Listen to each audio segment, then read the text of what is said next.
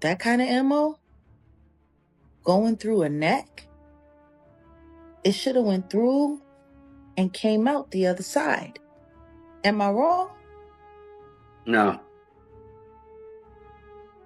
And if it had gone through and out the other side, then there should have been pooling. Not just on the one side, but on the other side as well. It's the tiny, chilling clues that made everyone stop cold. Like, wait a second, does that bullet in the official report even match the one found at the scene? Because if it doesn't, then this whole investigation could fall apart like a deck of cards. Did they catch the right person, or has the world been fooled by a show built on smoke and mirrors? When Jaguar Wright went live, the internet froze. Her tone wasn't wild this time. It was calm, cold, and cutting, the kind of voice that makes your stomach drop before chaos hits. You could almost feel the tension through the screen when she asked, "Do they really think we're blind?" Then came the moment that changed everything. She leaned forward and said, "I know what's going on with Charlie Kirk's widow." Boom! That single line set the internet on fire. Thousands poured into her live within seconds, the chat exploding so fast that comments were vanishing before people could even read them.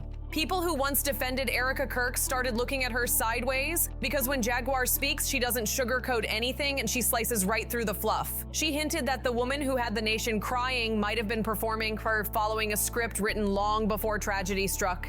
Everyone remembered that heartbreaking night, the chaos, the screams, the sudden silence that felt endless. But the moment that burned into everyone's mind wasn't the shooting itself, it was Erica's reaction. Instead of stepping away to grieve, she stepped into the cameras, the lights, the speeches, always perfectly composed, always ready for the next microphone. Her smiles at memorials looked too polished. Actually, the pooling probably would have been more on the right side. And then upon exit, there should have been spray. There were people that were sitting behind him. Did they catch anybody with, blood on them? Her speeches too perfect, almost rehearsed. It felt more like a performance than pain, and that's where everything online split in two. Some said she was showing strength, keeping her husband's legacy alive, but others weren't having it. They swore something was off, that she was hiding something huge. Jaguar didn't hold back either. She flat out said what many were thinking, that Erica's grief wasn't real. She called it branded grief. Tears made for the cameras, smiles timed to perfection. That phrase shook her entire audience to their core. Jaguar went even further. She said this wasn't mourning, it was marketing. She called it a public relations campaign, and honestly, the receipts seemed hard to ignore. Erica standing under fireworks at the memorial, face flawless, eyes dry, tone calm as she forgave the man accused of taking her husband's life. Jaguar's voice sharpened when she said, "It's not forgiveness, it's preparation." That one line hit like a thunderclap. Then came the twist nobody expected. Dave Chappelle's name got dragged right into the story. Jaguar claimed Dave had been quietly studying the situation, connecting dots that mainstream media ignored. According to her, Dave told his inner circle, "You think they met by chance? Number, someone arranged it. Someone needed her there." The internet erupted. That quote alone sent thousands of people down a rabbit hole of theories. Overnight, this story morphed from tragedy to power struggle, whispers of a setup that had been brewing long before anything happened. Jaguar doubled down hard. That young man. On the cross, our Savior said,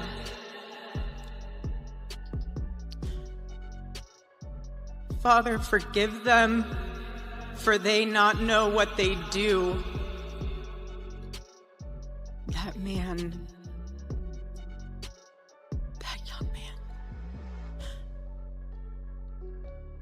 I forgive him. She claimed insiders from Turning Point USA told her that Erica had been secretly attending leadership training months before Charlie's death. She was allegedly being prepared for a role that no one understood why she even qualified for. That one word, trained, drove the internet insane. Comment sections exploded. People started piecing together their own theories, convinced that maybe, just maybe, this whole thing was a production. The grief, the forgiveness, the perfectly timed tears, all rehearsed. Jaguar said Erica had been getting private coaching, image lessons, emotional control sessions, even camera rehearsals, every move, every speech, every smile, planned. She claimed this wasn't recovery, it was rebranding. The alleged goal? To turn Erica Kirk into a public figure with serious power, and that's when people who once worked under Charlie started speaking up. They whispered about secret board meetings that Charlie wasn't even invited to, but Erica was. They said she was treated like the main act at fancy dinners, introduced as a legacy figure, not just the supportive wife. One insider told Jaguar Wright, "They're building a throne for her while he's still alive." That quote hit X like dynamite. Thousands of reposts, endless debates, wild threads, everyone asking the same thing: was that throne built before tragedy struck? But Jaguar wasn't done, not even close. She dropped a bomb that left everyone speechless. According to her, days before he died, Charlie Kirk had turned down a jaw-dropping $150 million donation from a group of politically connected billionaires. She didn't whisper it when she repeated it slow and cold. $150 million. Then she stared dead into the camera and said, For they not know what they do. That man, that young man, I forgive him.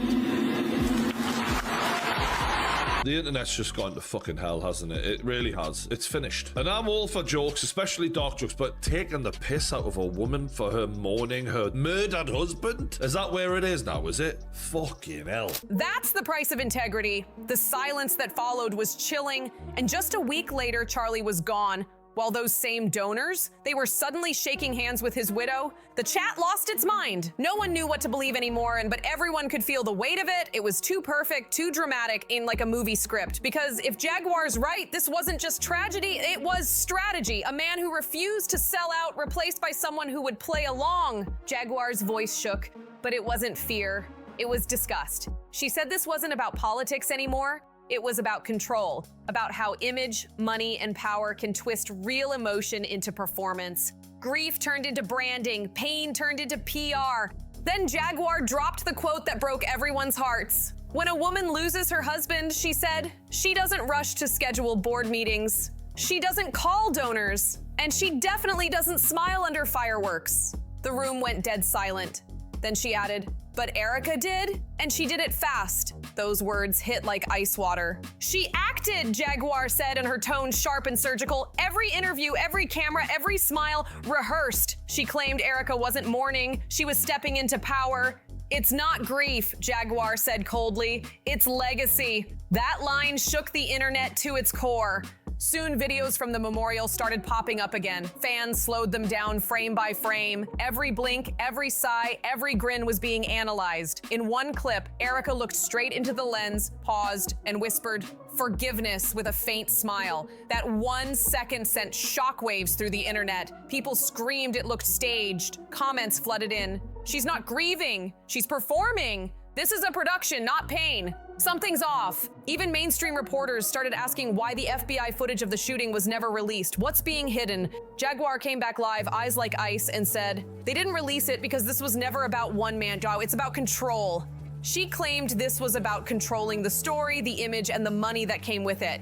Meanwhile, Candace Owens, once Charlie's closest ally, stepped in. She said she'd seen things herself, that certain donors were pushing Charlie to change his stance, and when he refused, he was suddenly isolated. Her voice cracked when she said, they can't stand people who can't be controlled. That quote blew up everywhere. And then another shocker, Dave Chappelle. Yes, that Dave allegedly made a cryptic joke during one of his private sets that didn't sound funny at all. He hinted that the whole story was scripted and that Erica wasn't the only one being trained. Others were too, long before it happened. The crowd didn't even laugh. They just sat there in stunned silence. The internet went wild again. Clips, theories, debates, non-stop chaos. Because if Jaguar, Candace, and Dave are all hinting at the same thing, then this might not be a coincidence at all. This could be the biggest hidden power shift no one saw coming. Suddenly, the internet turned into a war room. Analysis videos, breakdown podcasts, and think pieces started popping up everywhere like wildfire. Everyone wanted a piece of the mystery. Retracing Charlie's last public event, comparing Erica's first solo appearance, lining up photos side by side, and even tracking donor timelines like digital detectives. The story had officially transformed. It wasn't just about Charlie's death anymore. It was about how power really moves when the cameras stop rolling.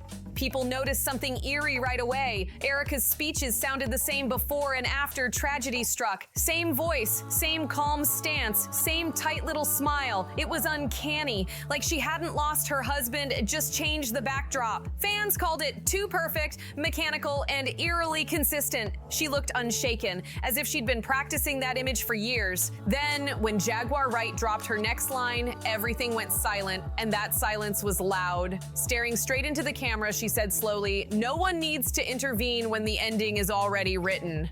The chat froze, dead quiet, then exploded. Hashtags shot up like fireworks. Hashtag Erica Kirk exposed. Hashtag Jaguar was right. Hashtag the legacy play. The whole world was watching. Sympathy flipped into suspicion overnight. Every old clip of Erica got dissected. Every smile, every blink. Fans who once cried with her were now analyzing her frame by frame. One question echoed across every platform. Was Jaguar right this whole time? Every time Erica appeared on screen, people zoomed in, studying her like a case file. And through it all, she didn't flinch once. That unbothered calm, that same steady smile, not a single tear or tremor. Jaguar said that was the scariest part, because maybe Charlie's story didn't end when he died. Maybe it just evolved into something we were never meant to see. Then came Jaguar's next live, and this time the vibe was different. The lights were low, her voice barely above a whisper, eyes darting like she knew someone was watching. "I got something they didn't want anyone to see," she murmured. Silence, a long, heavy pause, then she said it. "I have the clip." The chat erupted. Tens of thousands joined in seconds, hearts pounding, waiting for what she was about to show. And when the footage rolled, chaos hit. A grainy, uncut clip from the memorial appeared. Erica walking off stage right after her big forgiveness speech. Her mic was still on. You could hear a faint whisper as she leaned toward a staff member. The crowd online held its breath. Comments flooded in. "What did she just say? Why is she so calm? That's not grief, that's control." Jaguar zoomed in and froze the frame. Erica wasn't crying, she was composed. Her expression looked focused, sharp, like someone finishing a business deal. Jaguar stared into the camera and said coldly, "It's not pain, it's strategy." The internet went into meltdown. Some called her the only one brave enough to speak the truth. Others said she'd lost her mind. But everyone kept watching, because no one could turn away. From that night on, the conversation shifted. No longer who pulled the trigger, but who gained the most from it. The questions got darker, deeper, and Jaguar's voice cracked through the noise when she whispered, "Sometimes power doesn't have to take. It just waits for the right person to step up." She replayed the clip again and again, her face glowing blue from the screen, until she finally leaned in and whispered, "Everything went perfectly." That one line exploded across the internet. "Everything went perfectly" became the quote of the night. TikToks, edits, remixes, all looping that eerie phrase over Erica's smile. People captioned it, proof it was staged, the performance behind the tears, the smile that changed it all. Social media turned into a virtual crime lab. Everyone playing detective, analyzing her tone, posture, even her breathing. But Jaguar wasn't shaken. She smirked and said, "I've known this for a long time."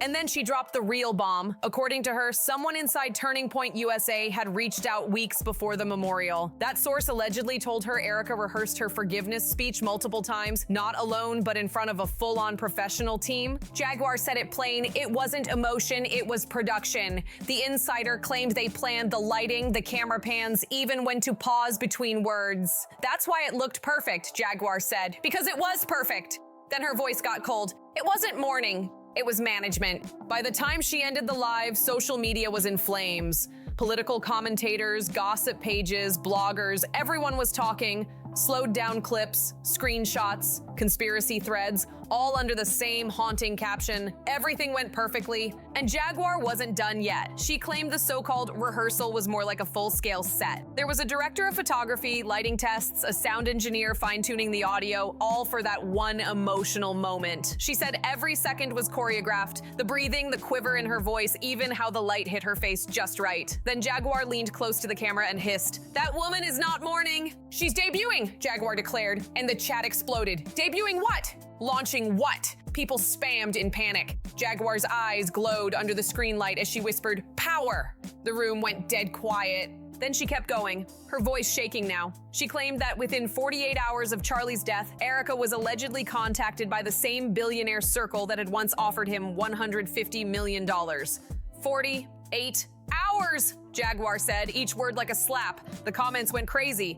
And then Jaguar read from her phone. They didn't send condolences, she said. They sent confirmations. She claimed one major backer even flew a private jet straight to Arizona to meet Erica. Not to comfort her, but to talk about the future of Turning Point USA. And the way Jaguar described it, and it didn't sound like a meeting, it sounded like a coronation behind closed doors. They didn't ask if she was ready, Jaguar said, voice dropping slow and steady. They told her, it's time for you to take over his job. The chat froze for a heartbeat. Then boom! Messages poured in like a flood. This isn't politics, this is protocol, someone typed. Another wrote, she wasn't chosen, she was prepared. Jaguar nodded like she'd seen this movie before. She said she'd watched quiet successions happen behind closed doors, not through family will or emotion, but through handshakes in boardrooms and deals dressed up as destiny. Then she hit the audience with a bar that felt like a punch. When a story ends too perfectly, it's probably because it was never real. And when a woman smiles in grief, sometimes that's not loss. It's someone stepping onto the throne. That line flipped everything. Suddenly, Erica wasn't seen as the grieving widow anymore. She was the puzzle at the center of a power play unfolding in real time. Jaguar's voice dripped with irony when she said, they didn't lose a spokesperson, they got a replacement, and this time, the replacement's wearing heels. That quote went viral instantly. Reddit, X, TikTok flooded with theories, screenshots, and timelines. People dug up old clips of Erica before Charlie, noticing how her old interviews already lined up with the donor block Charlie was rumored to push back against. How's that possible? Jaguar asked, voice cold and sharp.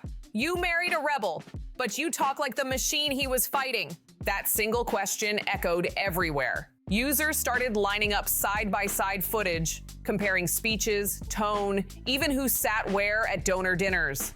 And when Dave Chappelle allegedly dropped a line during one of his private sets, it's funny how pain shows up when there's money on the table. The crowd laughed, but it was that uneasy laugh that hides fear more than humor. Jaguar then flipped gears. She called it media forensics. She said 2 independent investigators had gone through the available evidence in their free time, and what they found didn't match the official narrative. Her tone got slow and surgical, walking her audience through it step by step.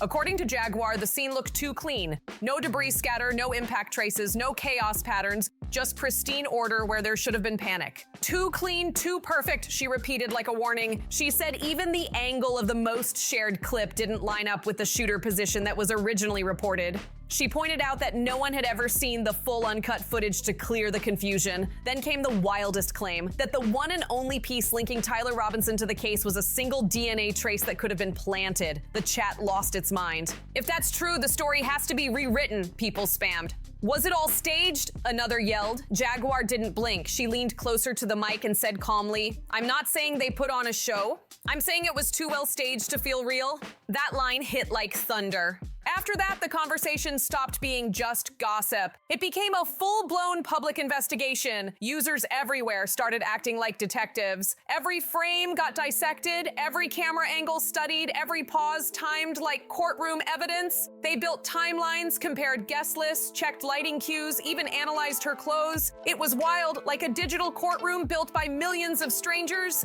Then Jaguar's voice dropped low, raspy, and powerful. The truth may be buried, she said, but it still shines in the spotlight.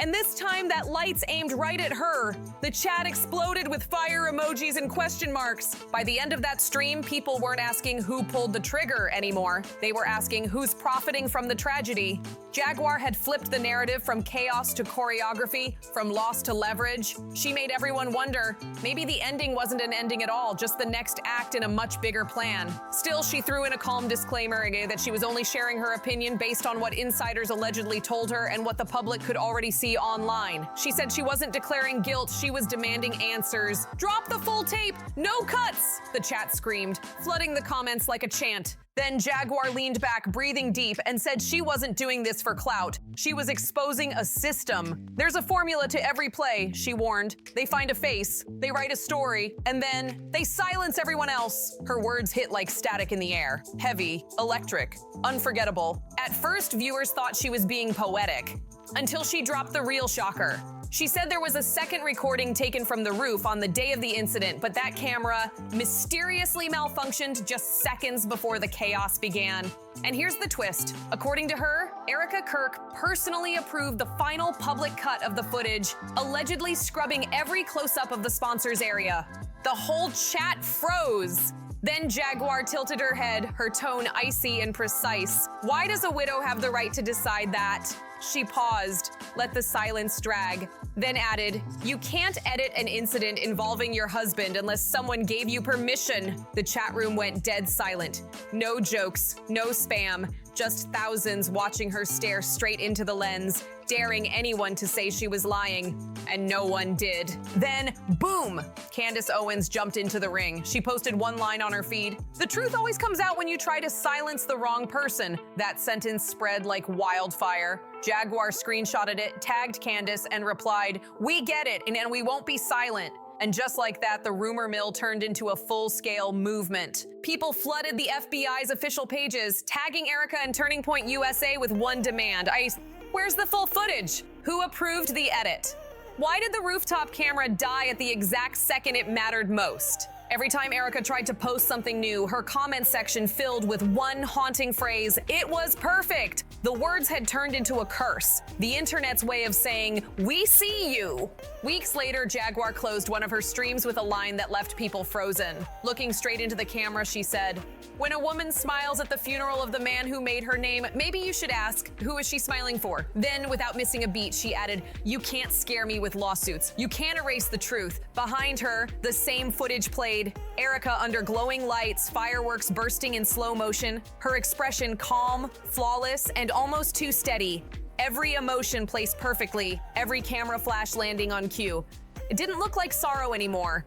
It looked suspicious. Even people who once mocked the conspiracy crowd couldn't laugh this time, because at some point it stopped sounding like gossip and started looking like evidence. Jaguar's voice turned soft again, barely a whisper, but every word hit like thunder. "This isn't just about politics," she said slowly. "It's about how power rewrites reality, how it turns tragedy into a tool." Her tone cracked just enough to sound human, like she wasn't just calling out corruption, but grieving what the world had become. "This story isn't about left or right," she went on. "It's about people, about pain, and about how the line between truth and theater has almost vanished." Then came the montage. That now infamous image of Erica Kirk glowing under the fireworks, her face calm, her smile flawless, the crowd cheering behind her. It looked beautiful, but hauntingly fake. Was it grief? Or was it performance? That picture burned itself into everyone's mind, like a poster for a movie no one realized they were watching. When the stream finally ended, Jaguar didn't rant or slam her mic, and she just leaned forward and whispered, "Let's see what happens next." Then, darkness. The screen faded to black, the chat froze, and for several seconds, nobody typed a thing. That silence hit harder than any explosion. But somehow, in that silence, the story refused to die. Because whether people believed Jaguar or not, one thing couldn't be denied. Erica Kirk's calm, perfect composure left a mark. Her smile, her poise, her steady gaze, it all felt too precise, too designed. The world no longer saw her as the heartbroken widow standing in tragedy's shadow.